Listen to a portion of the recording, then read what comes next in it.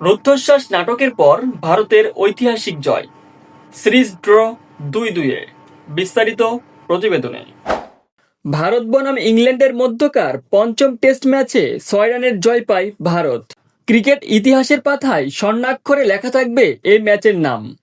The ওভালে অনুষ্ঠিত সিরিজের শেষ ও পঞ্চম টেস্ট ম্যাচ ভারত জয় ছিনিয়ে নেয় মাত্র 6 রানে, যেখানে ইংল্যান্ডের প্রয়োজন ছিল মাত্র 35 রান 4 উইকেট হাতে নিয়ে।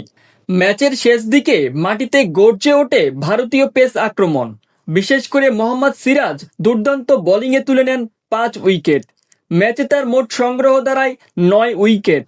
শেষ দিনের নাটকীয়তায় ইংল্যান্ডের স্কোর 5 উইকেটে 30 রান, জয়ের জন্য বাকি 5 উইকেটে মাত্র 35 রান।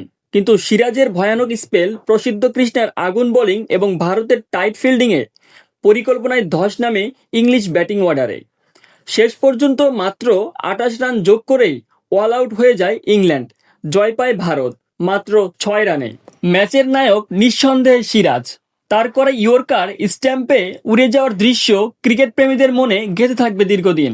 অধিনায়ক গিলের প্রথম সিরিজ সাহসী নেতৃত্ব। এই সিরিজই ছিল শুভমান গিলের অধিনায়ক হিসেবে প্রথম বিদেশ সফর। শুভমান গিল বলেন, দলের প্রতি আমার বিশ্বাস ছিল, আমরা একসাথে এই জয়টা অর্জন করেছি। তিনি নিজেও সিরিজে 4টি সেঞ্চুরি করে ব্যাট হাতে অনন্য ছিলেন। এই সিরিজটি ছিল অ্যান্ডারসন টেন্ডুলকার ট্রফি এর প্রথম আসর, যা এখন থেকেই ঐতিহ্যবাহী প্রতিযোগিতার রূপ দিচ্ছে।